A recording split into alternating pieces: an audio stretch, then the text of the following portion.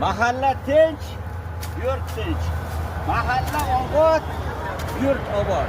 Mahallamizni obodonlashtirish uchun, tinchligini saqlash uchun har qanday inson o'zini qo'ldan kelgan ishni qilish kerak.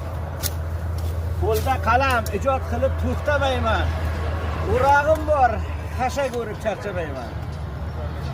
Gul ekaman mahallamning ko'chalarga, eringizga mehr bering deb aytaman kechalarga. Gul ekaman mahallamning ko'chalarga, o'zingizga oro bering deb aytaman chechalarga. Aziz do'stlar, dunyoda eng sog'lom inson birinchisi eshkak ishadigan insonlar sog'lom bo'ladi. Qayiqda va uzoq yashaydi.